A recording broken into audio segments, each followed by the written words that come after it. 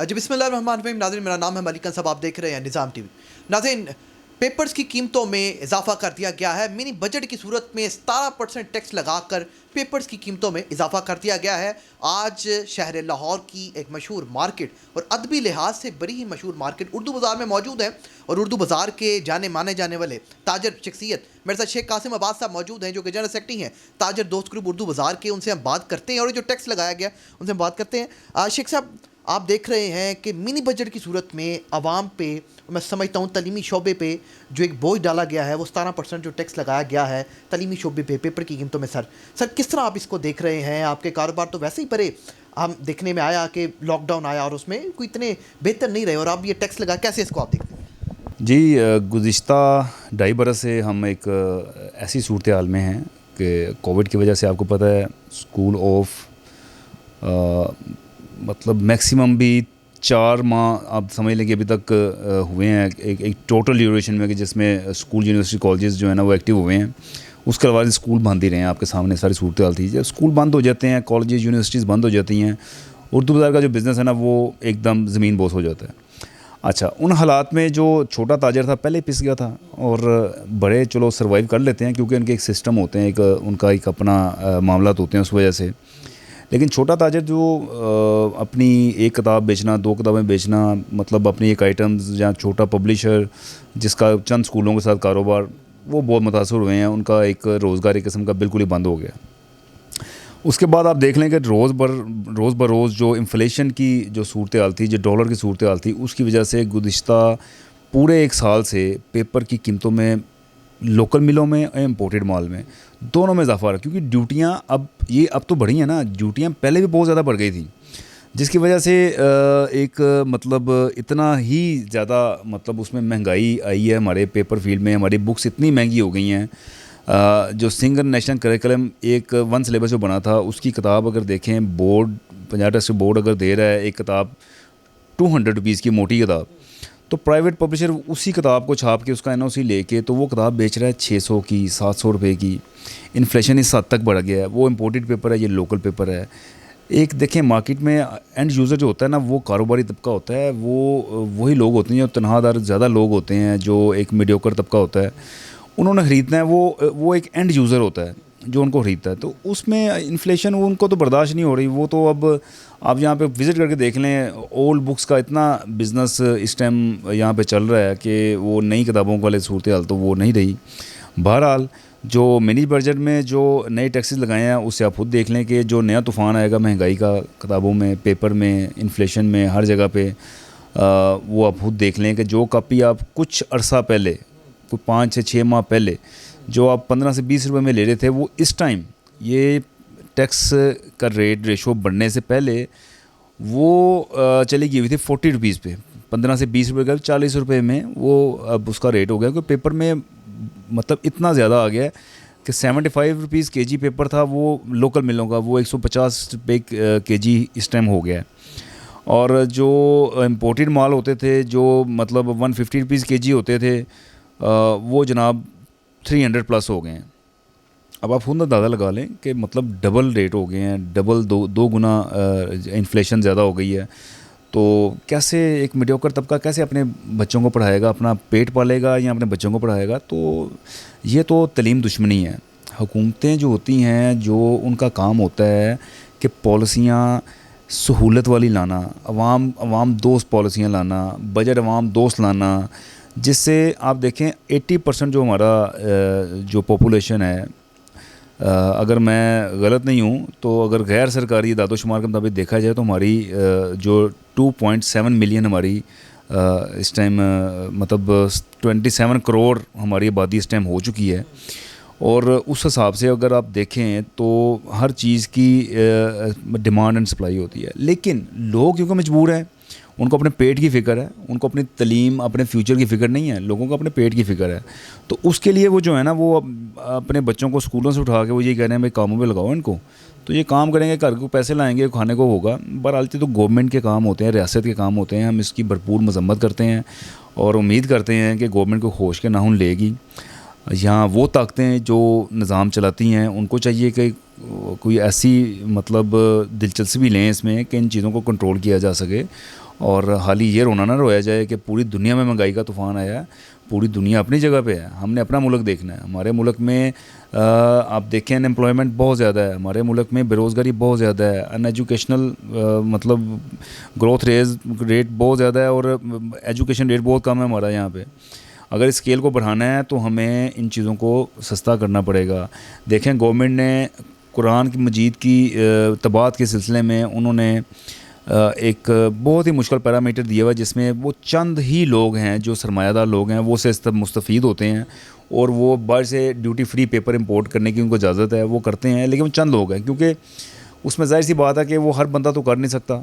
Government ने ऐसी policy नहीं दी, एक मुश्किल पॉलिसी दी जिस पर वही पूरा उतरता है कि जो सेल टैक्स दे रहा है, जिसकी इंपोर्ट अपनी है, जो वो इंपोर्ट कर सकता है, तो उनको ड्यूटी फ्री पेपर आ रहा है और वो ड्यूटी फ्री पेपर ला के तो वो अपना काम चलाने। ये ड्यूटी फ्री पेपर इनको बुक्स के लिए देना चाहिए, ये तबाद के लिए देना चाहिए, किताबों की अशात के लिए देना चाहिए। इस पर टैक्स इनको बिल्कुल ख़त्म कर देना चाहिए ताकि जो है ना वो आम लोग जो हैं वो अपने बच्चों को आला तालीम दिलवा सकें और आला तालीम के वसाइल उनके पास हों, वो अखराजात बर्दाश्त कर सकें। ये वो देखें लोग बर्दाश्त ही नहीं कर सकते।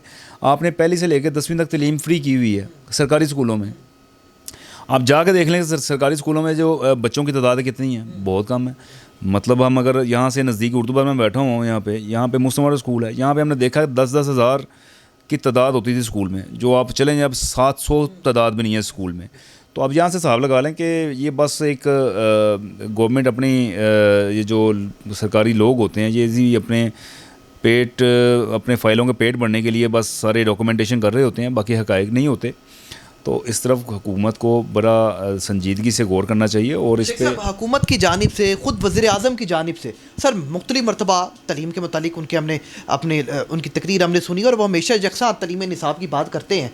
लेकिन सर जब भी देखने में आया है, लॉकडाउन लगता है, कोरोना जब का आया, सबसे पहले जो निशाना बना शेख साहब वो तलीमी शोबा बना, आपका जो शोबा है, आपका कारोबार है, वो निशाना बना। सर इसकी वजह आप क्या समझते हैं कि बागी जलसे भी हो रहे हैं, जुलूस भी हो रहे हैं, सब कुछ हो रहा है, बंद किया जाता है तो तलीमी सेक्टर बंद किया जाता है, बंद किया जाता है तो तलीमी इदारे बंद किए जाते हैं। शेख साहब इसकी वजह क्या आप देख रहे हैं? जी वो तो देखें एक पैरामीटर होते हैं, हुकूमतें जो होती हैं वो बैठी होती हैं, वो इन चीज़ों को सोच रही होती हैं। NCOC जो है एक अदारा है, वो इन चीज़ों को मॉनिटर करता है, देखता है मतलब वो कोशिश ये करते हैं कि जो नौजवान है ना इस वबा से बच के रहें। अच्छी कोशिश होती है, लेकिन उनको देखना चाहिए कि निज़ाम को चलाना कैसे है। अच्छा बहरहाल ये तो एक अपनी जगह बात हो गई, लेकिन हमारी सूबाई वज़ीर तलीम है मुराद राज साहब, आप देखें कि उन्होंने क्या किया अभी तक। ज़ीरो उनकी परफॉर्मेंस है और सुबह से लेकर शाम तक वो उनको अपने एजुकेशनल ऑफिस में होना चाहिए, जो मिनिस्टर ऑफिस होता है, वो वहाँ छोड़ के वो पंजाब टेस्ट बोर्ड के ऑफिस बैठे होते हैं वहाँ पे, और वहाँ बैठ के वो सारी अपनी एक सिस्टम और वो जो भी एक सिस्टम को जो सीख चुके हैं वो मतलब इस सेक्टर को कैसे इससे पैसे कमाने हैं, वो बैठ के अपने वो काम कर रहे हैं। वो तो कोई बेनिफिशरी नहीं है इस फील्ड के लिए कि वो कोई बेनिफिट दे रहे हों, उनको कोई एहसास हो कि हमने स्कूलों के साथ या तलीमी शोबे के साथ क्या करना है, कोई उनकी पॉलिसी नहीं है। उन्होंने डे 1 से आगे सिर्फ उन्होंने एक ही काम किया है कि वो क्योंकि वो सीख गए हैं करप्शन, वो सीख गए हैं और उन्होंने पैसे कमाने का तरीका सीख लिया है। पेपर मिलों से कैसे कमाना है, पब्लिशर्स से कैसे कमाना है, इनसे डील कैसे करनी है, वो सिर्फ डील के चक्कर में है। वो किसी भी ऐसे चक्कर में नहीं है कि जिसमें प्रोजेक्शन हो एजुकेशन की, जिसमें एजुकेशन को प्रमोट किया जाए, जिसमें सहूलतें दी जाएँ, ऐसा कोई हमें चीज़ नज़र नहीं आती। तो पैरामीटर होना चाहिए। हुकूमतें ऐसी नहीं होती। आप किसी भी मुल्क का एजुकेशनल निज़ाम चेक करें जहाँ पे लिटरेसी रेट 99.9% है, आप देखें वो क्या करते हैं।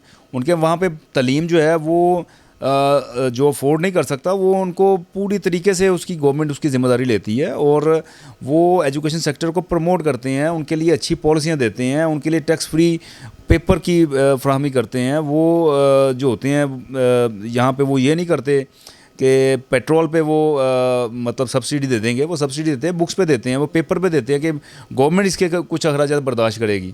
और ये एंड यूज़र को जो पढ़ाई के जो तालिब इल्म है उनको सस्ती चीज़ जानी चाहिए, सस्ती जाएगी तो प्रमोट होगी ना। हर बंदा तो अफोर्ड नहीं कर सकता। आप देखेंगे आज के स्कूल और कॉलेज में मतलब जो अच्छे स्कूल हैं वहाँ की फ़ीस आम बंदा अफोर्ड करता नहीं कर सकता। मतलब 50-50 हज़ार, 20-20, 25-30 हज़ार की फ़ीस कौन अफोर्ड करता? कोई नहीं करता। तो जो अफोर्ड करते हैं वो पढ़ा रहे हैं, उनके बच्चे भी फिर खिदमत जाके दूसरे मुल्कों में करते हैं, वो अपने मुल्क के लिए बेनिफिशरी नहीं है। तो लिहाजा इस मुल्क की तरक्की के लिए सोचना चाहिए, इस मुल्क के लिए मुहिब वतन होना चाहिए। हम सिर्फ अपने पेट ना देखें या अपने ज़मीर को भी देखें। ज़मीर को देखना बहुत ज़रूरी है और ज़मीर की आवाज़ पर लब्बैक करना चाहिए और हमें इस सेक्टर को बुनियाद बनाकर इसकी तरक्की के लिए काम करना होगा।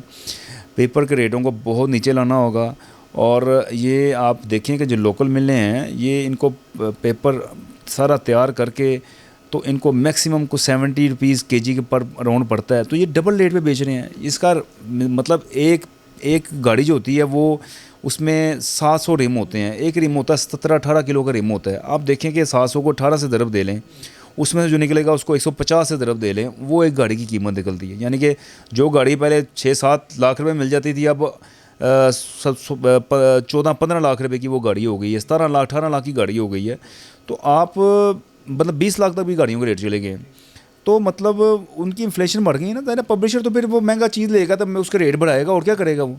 ये हुकूमतों के काम होते हैं, हुकूमत को एक स्टेप फॉरवर्ड करना चाहिए और आगे इसको संभालना चाहिए। शेख साहब, हमारे कैमरे की आंख मुलाहिजा फरमाती रही, आपका जो ताजिर दोस्त ग्रुप है, आपने उर्दू बाज़ार में जब भी कभी पेपर की कीमतों में इजाफा किया गया, तरीमी शोबे को नुकसान पहुंचाने की कोशिश की गई, आपने बड़ा बेहतरीन किरदार अदा किया आपके ग्रुप ने। सर अब क्योंकि कीमतें बढ़ी हैं और ताजरों काफ़ी परेशान है इस हवाले से, कोई पॉलिसी या कोई ऐसा मुशावरत आपकी हुई है इस हवाले से कि क्या किया जाएगा? जी, इसमें बड़ी हमने आपस में हमारी मशावरत होती रहती है और इसको हम करते रहते हैं, कंडक्ट भी करते हैं। हम अपने प्रेस रिलीज़ भी देते हैं, अपनी आवाज़ जो है वो मीडिया के ज़रिए हम अवाने बाला तक भी पहुंचाते हैं, लेकिन उनकी कान पे जूं नहीं डिंगती।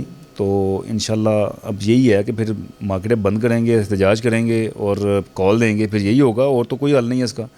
स्टूडेंट्स जो हैं वो रेडी खड़े हैं वो कि मतलब कोई हमें कॉल आए तो वो साथ शामिल हों और गवर्नमेंट जो भी सेक्टर है उसके ख़िलाफ़ एक एहतजाज, भरपूर एहतजाज की कैंपेन की जाए। वो अब यही होने वाला है क्योंकि लोग तो बर्दाश्त नहीं करते, अफोर्ड नहीं करते चीज़ें, तो ज़ाहिर है वो फिर एहतजाजों में आएंगे, अपने राइट्स के लिए वो लड़ेंगे, हम भी उनके साथ खड़े होंगे, हम भी यहाँ पे एहतजाज करेंगे। तो ये जो चीज़ें चल नहीं आगे अगर ये इसको नहीं सोचते सीरियसली। बहुत शुक्रिया जी। शेख कासिम अब्बास साहब मेरे साथ मौजूद थे, जनरल सेक्रेटरी ताजर दोस्त ग्रुप। नाज़रीन, उर्दू बाज़ार की एक इंतहाई मरूफ शख्सियत है। उन्होंने जो पेपर्स की कीमतों में जो इजाफा हुआ है मिनी बजट की सूरत में, उस पर उन्होंने शदीद तशवीश का इज़हार किया। इजाज़त दीजिए, अल्लाह ताला मेरा आपका हम सब का हामी नासिर हो। पाकिस्तान जिंदाबाद।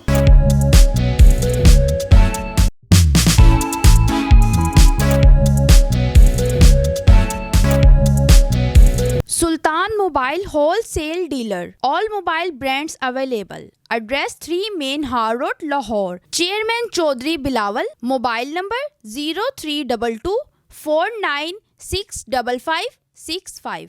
Phone number 0423 7311 846.